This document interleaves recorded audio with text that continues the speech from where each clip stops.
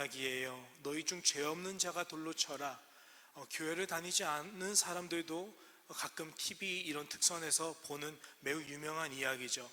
그런데 오늘 이야기는 1절이 시작해요. 1절을 한번 보시면 예수는 감람산으로 가시니라 라고 말씀하고 있어요. 2절에 보시면 아침에 다시 성전으로 들어오시니 라고 얘기하고 있어요. 여러분, 예수님이 성전에 계셨어요.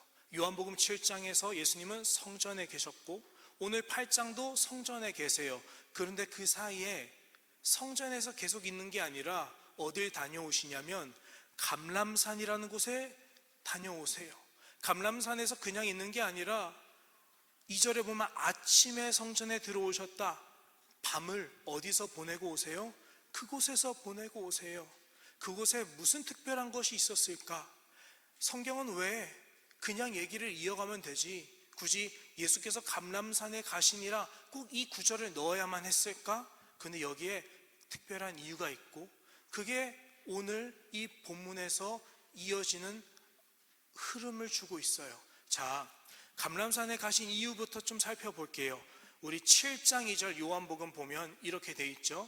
유대인의 명절인 초막절이 가까운지라. 아멘. 오늘 본문의 사건이 일어나기 직전은 어떤 명절이었냐면 초막절이었어요. 사진을 한번 보여주세요.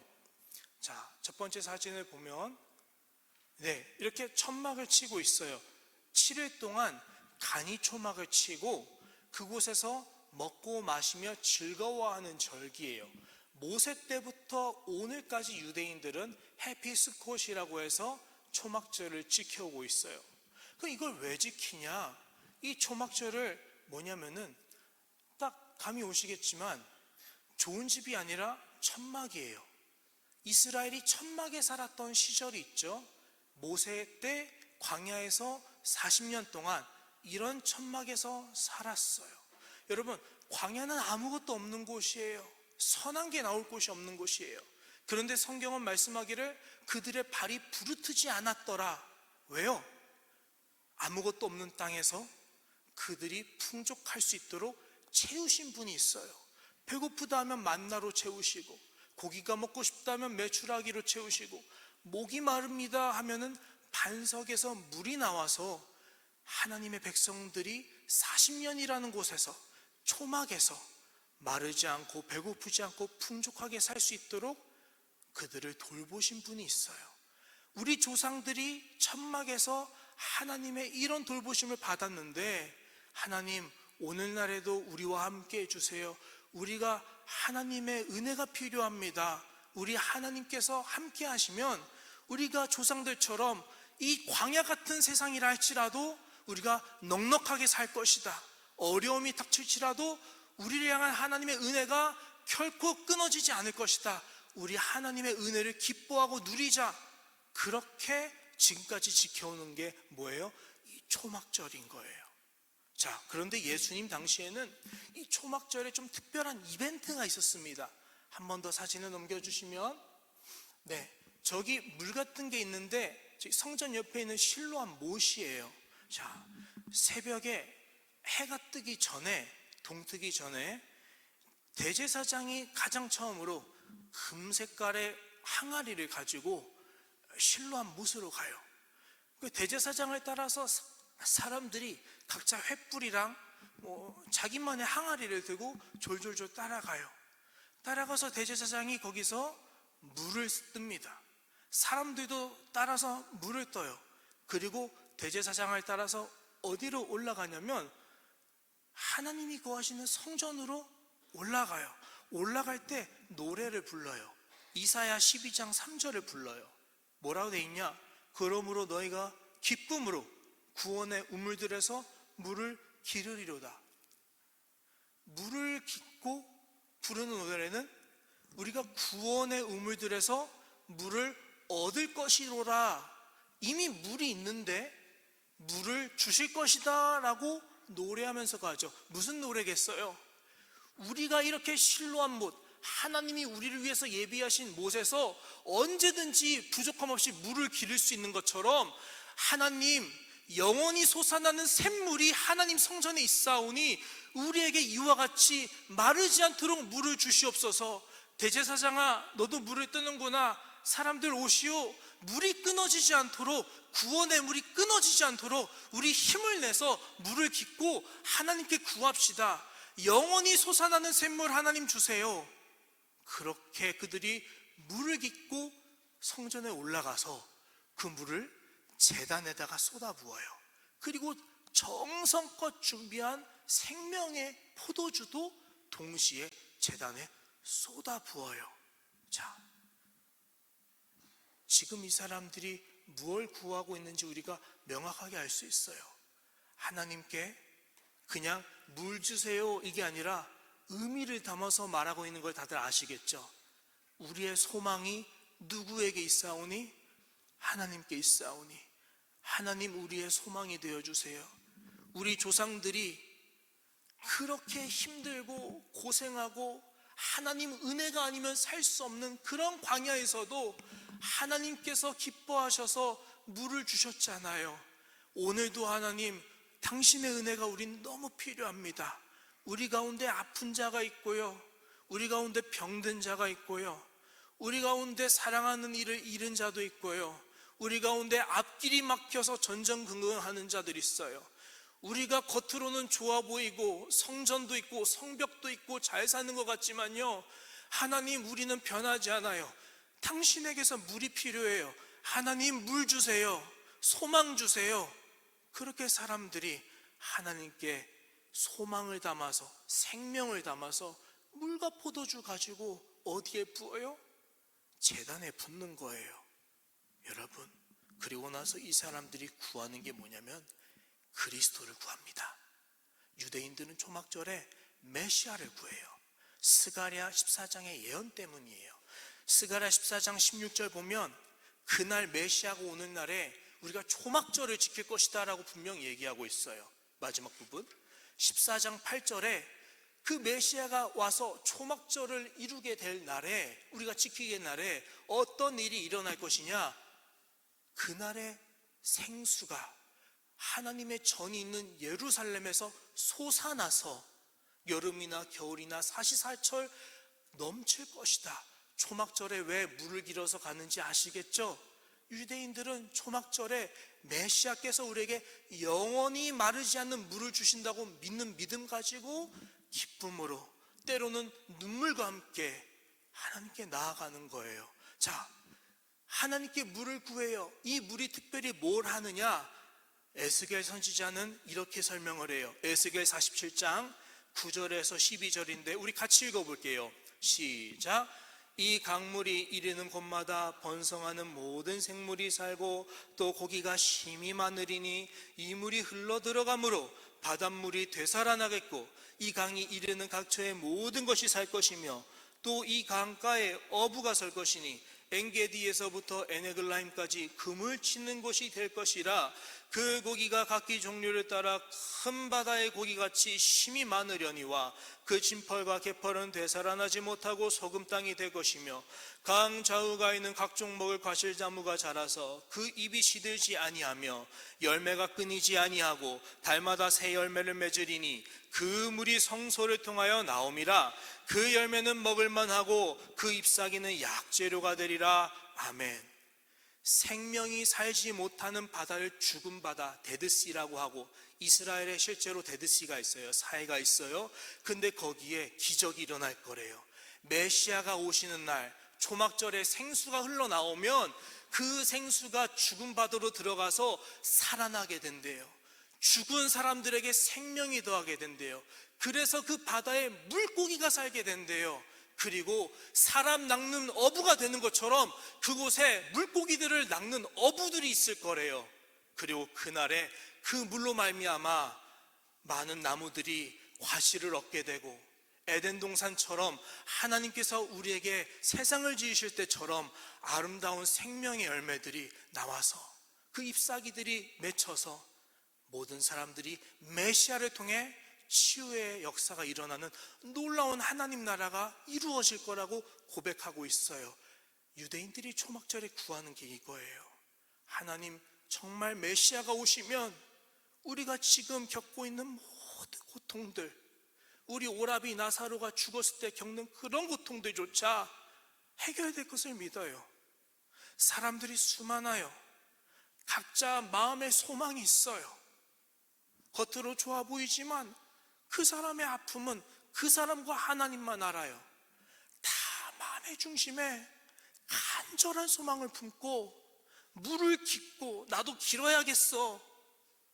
대제사장을 따라서 졸졸졸 따라가요. 그리고 하나님께 나아가서 정성껏 준비한 포도주와 부어요. 그리고 고백해요. 우리가 기쁨으로 구원의 우물들에서 물을 기를 것입니다라고요. 근데 거기에 그 초막절 명절 한복판에 그런 이벤트들이 일어나고 있을 때 거기 누가 있었죠? 예수가 있었어요. 예수님이 그 광경들을 요한복음은 뭐라고 하냐? 예수님은 그 사람들의 속을 다 아심이러라 요한복음이 얘기해요. 이 말을 왜 했어요? 예수님이 이 사람들이 우물을 이렇게 퍼서 성전으로 올라가서 그리스도에게 우리를 구원해 주세요, 호산나 다윗의 왕이요, 이렇게 고백하는 걸 보시고 있어요. 그럼 주님이 겉모습을 보고 뭐 이벤트 안에 이렇게 넘어가지 않는다고요. 마음이 불붙는 듯 하겠죠. 견딜 수가 없겠죠. 내 백성이 내가 육신을 입어서 이 땅에 왔는데도 나를 알아보지 못하는 답답함도 있겠지만 그거는 생각도 안 하실 거예요. 왜? 예수의 마음의 중심에 뭐만 남아있어요? 내 백성을 향한 사랑밖에 남지 않아요. 내 마음이 불붙는 듯 하여서 가만히 있지 못하니까 예수님이 그러신 거예요. 요한복음 7장 37절 38절 같이 읽어볼게요. 시작.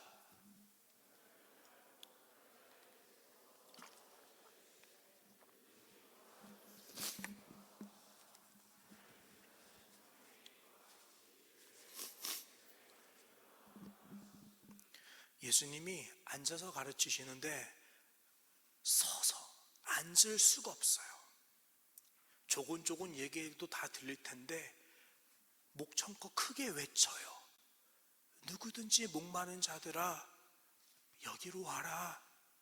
생수의 근원이 여기 있고 너희에게 소망을 주는 성전이 여기 있다. 너희가 붓는 물과 피, 그걸 위해서 제단에 내 모든 것을 쏟아부으러 온 자가 여기 있다. 누구든지 목마른 자들아 내게로 와라. 내게로 와서 제발 마셔라. 성경의 이름과 같이 누구든지 나를 믿는 자에게 내가 그 배에서 영원히 샘물이 솟아나게 할 거야. 너희의 모든 아픔들, 너희의 모든 간구들, 너희가 하나님께 두고 내 소망을 하나님께 두라. 그 말씀대로 나온 모든 것들 내게로 오라. 내가 너희의 소망의 성전이다.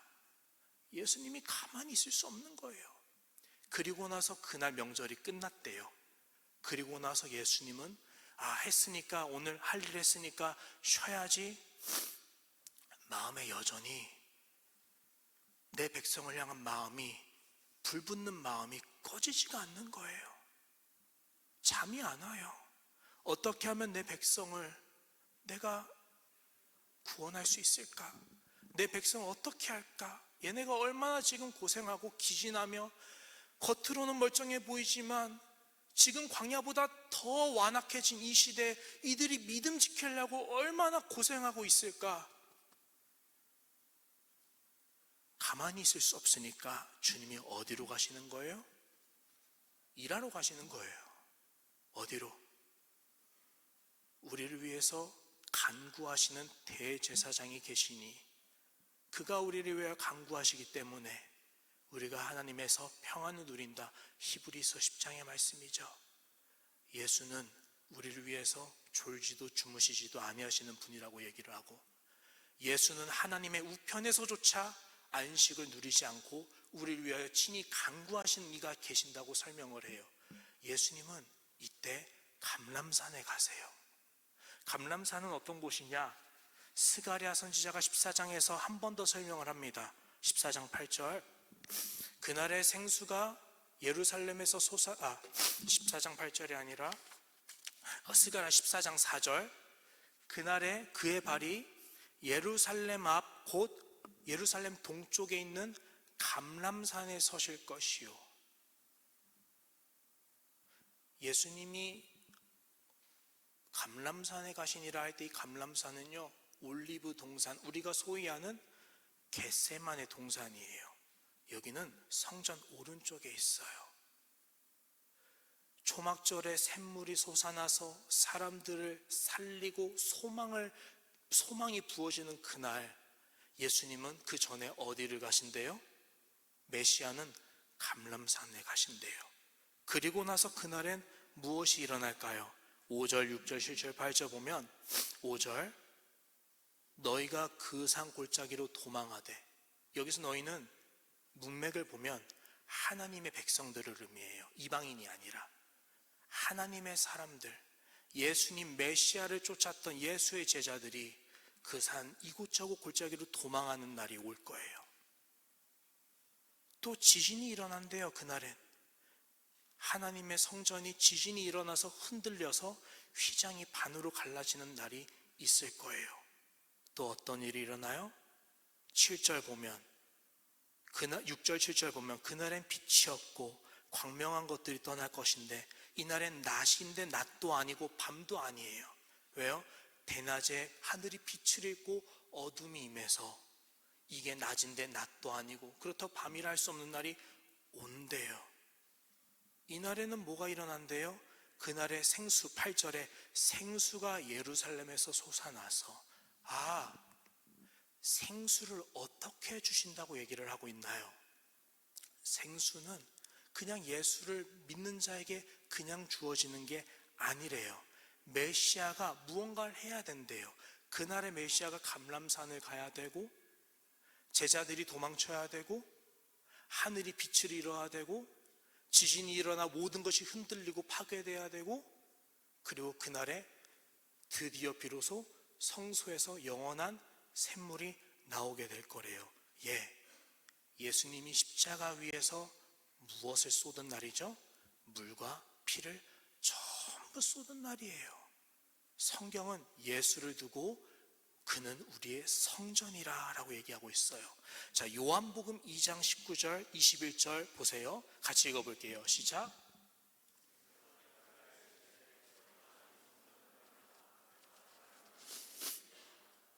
그러나 예수는 성전된 자기 육체를 가리켜 말씀하신 것이라. 아멘. 예수님은 십자가를 지시기 전에 감람산에 가시겠지만 지금 초막절은 아니거든요. 그러면 아직 때가 안 됐으니까 좀 쉴 수 있겠다 할 수 있어요. 예수님도 피곤하시고 주무셔야 되니까. 그런데 성경은 왜 굳이 감람산에 가시니라 이걸 우리에게 알려줄까요? 예수는 그런 분이라는 거예요. 우리가 하나님 앞에 소망을 두고 간구하지 않는 날은 사실 없어요.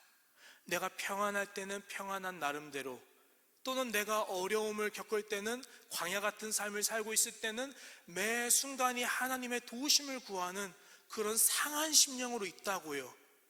근데 그런 상한 심령들이 한두 사람이 아니라 끊임없이 우물을 가지고 주님께 나아가고 있어요. 예수님 저 기도 제목이 있어요. 예수님 저 기도 제목이 있어요. 끊임없이 주님께 나아가는 기도의 제물 향기들이 올라가고 있어요.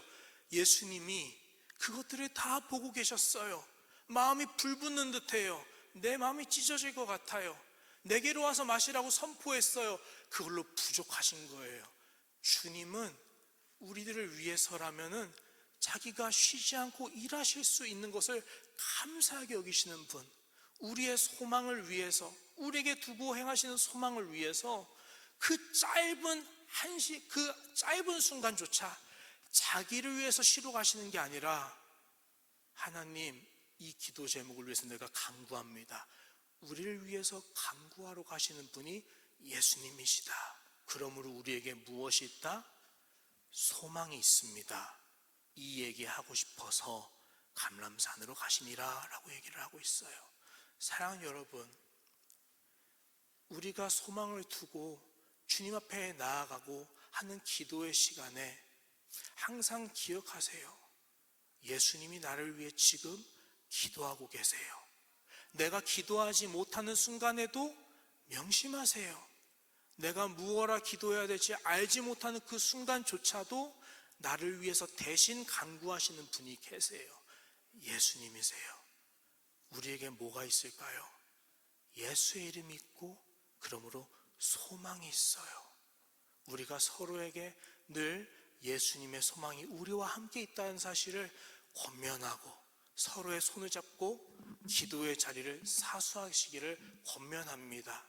그래서 우리가 내일부터 말씀도 읽고 다시 또 고난주간을 위해서 기도도 하고 하는데 우리 매일 기도의 자리로 나의 의무를 가지고 나아가길 원해요. 그리고 기도의 자리를 사수하면서 주님께 매일매일 우리의 마음을 올려드리길 원해요. 주님께서 우리의 기도에 응답하시기를 진심으로 축원합니다. 자, 이런 상황에서요, 예수님이 아침 해가 딱 돋으니까 마치 희망의 해가 돋는 것 같은 그런 날이 오니까 다시 어디로 가세요? 다시 일하러 가야지. 다시 내가 생수를 주러 가야지. 성전으로 가세요. 그리고 그 유명한 사건이 일어나는 겁니다. 갑자기 예수님이 가르치고 있는데 성전에서 저 멀리서 우르르 무리들이 몰려오는 거예요. 젊은 사람부터 나이 많은 할아버지까지 막 씩씩거리면서 오는데 자세히 보니까 주먹에 뭐가 있어요?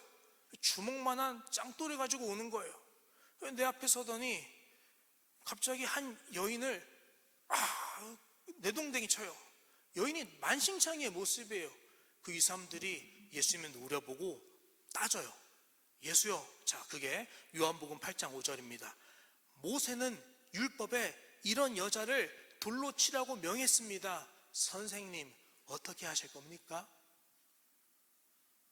여인은 어떤 사람이에요? 가늠하다가 현장에서 걸린 말 그대로 죄인입니다. 그리고 여기는 지금 어디예요? 거룩하신 하나님이 거하시는 성전입니다. 거룩한 성전에 죄인이 들어올 수 있을까요? 없을까요?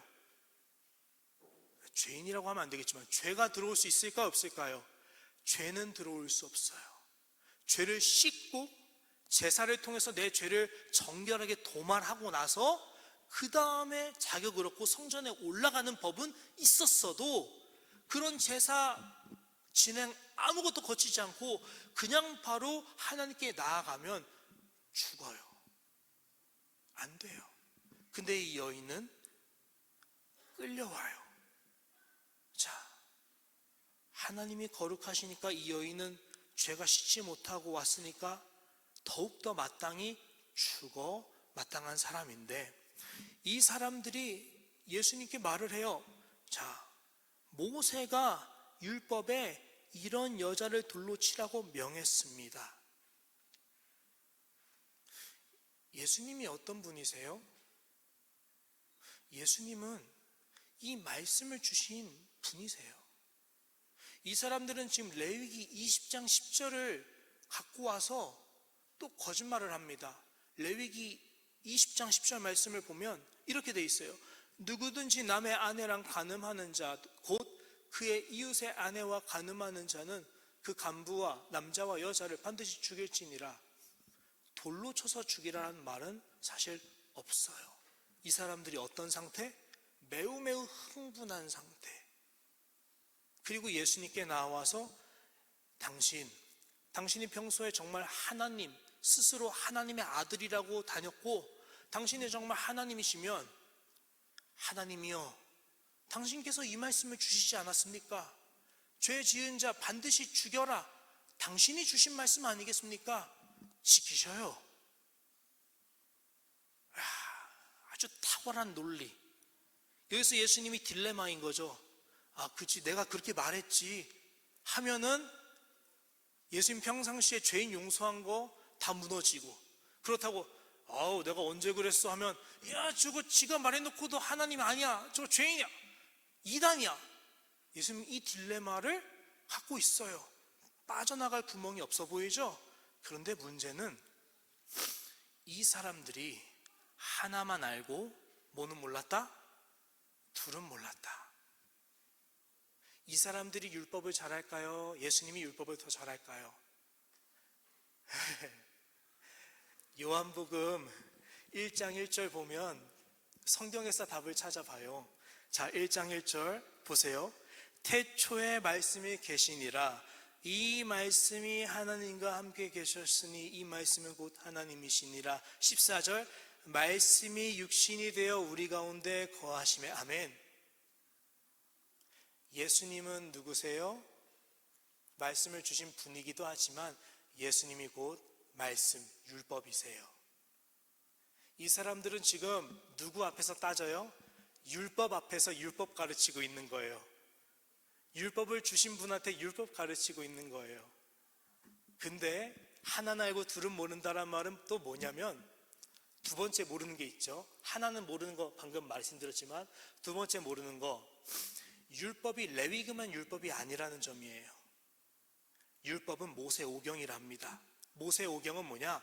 창세기, 출애굽기, 레위기, 민수기, 신명기, 모세가 쓴 5권의 권을 모세오경이라 해요.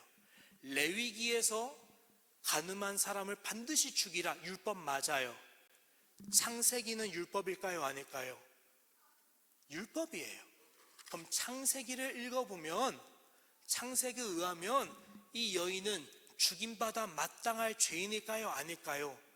이거에 대해서 이 사람들이 얘기를 해야 되는데 이 사람들은 몰라요. 자, 창세기 말씀 한번 볼까요? 2장 17절 같이 읽어볼게요. 시작.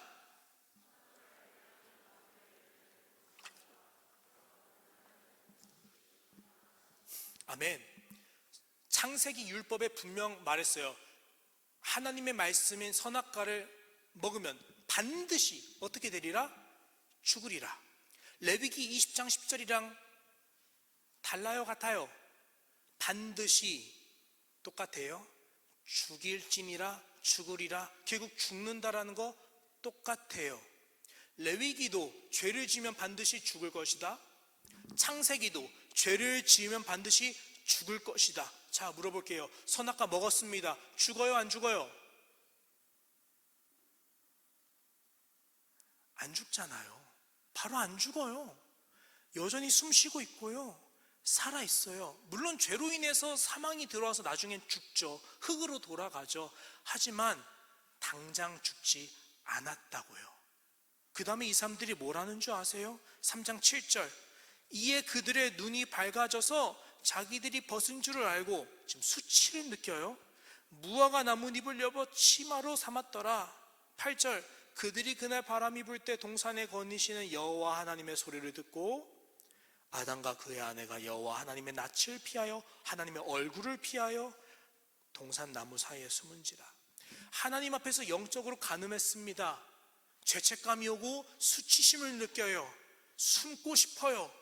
근데 숨을 곳이 없으니까 닥치는 대로 손을 뻗었더니 나뭇잎이야. 나뭇잎으로 가렸어요. 가려졌니? 안 가려지죠? 아, 부족해. 그러니까 나뭇잎으로 안 되니까 어디로 가요? 애초에 우리 그냥 나무로 숨자. 나무로 풍덩 들어가요. 하나님이 우리 못 보겠지? 빛이 안 들어오지? 어둠으로 들어간다고요. 그런데 수치는 가려질까요? 하나님 앞에서 모든 죄는 다 드러납니다. 우리가 지은 죄들 낱낱이 하나님의 심판대 앞에 서 있는 날 다 드러납니다. 우리는 벌거벗은 것처럼 모든 수치가 하나님 앞에 드러나요. 자, 이 여인은요 어때요? 몰래 음행했죠. 안 들킬 줄 알았어요. 근데 결국 들켰어요. 하나님 앞에 끌려와요. 하나님 앞에서 수치가 다 드러나요. 차이점 큰 게 하나 있죠. 아담과 하와는 하나님이 찾아오셔서 어쩔 수 없이 드러났는데 이 여인은 사람들이 하나님 앞으로 끌어와서 드러나져요. 더 불쌍해요. 이 두 이야기에서 가장 큰 차이점이 하나 있습니다. 창세기를 보면 수치를 사람이 드러나게 합니다. 가늠한 여인도 수치는 결국 자신이 자초해서 드러납니다. 하나님은 동산에 찾아와서 물었을 뿐이에요. 얘들아 어디 있니? 너희 죄 졌지? 이게 아니라 얘들아 어디 있니? 수치는 하나님이 만드는 게 아니라 그냥 드러나는 거예요. 숨길 수 없거든요. 그런데 그 수치를 누가 드러내고 있느냐? 오늘 하나님이 아니라 사람들이 드러내고 있어요. 나랑 다른 죄를 지은 사람들, 똑같은 죄인들이 나한테 와서 헐뜯기 시작해요. 너 간음했지? 너 도둑질했지? 너 거짓 증언했지? 너 하나님의 율법 어겼지? 사람들이 나를 끌고 와서 내 수치를 막 드러내요. 그런데 그 앞에서 하나님은 어떻게 하실까요? 그게 오늘 하나님이신 예수님이 행하시는 거예요. 예수님은 어제나 오늘이나 동일하게 행하세요.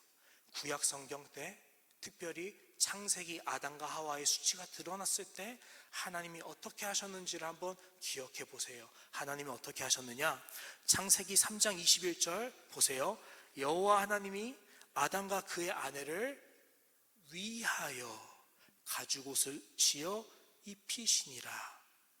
율법은 우리의 죄를 드러냅니다. 수치는 결국 드러나게 됩니다. 그러나 그건 율법의 권능입니다. 그 율법 앞에서 우리의 수치가 드러나는데 하나님은 무엇 하시는 분이냐? 수치를 덮으십니다. 하나님이 우리한테 반드시 죽는다고 하셨거든요. 죄를 범하면 죽어. 간음하면 반드시 죽어야 돼. 말은 그렇게 하세요. 근데 정작 아담과 하와가 하나님의 말씀을 어기고 선악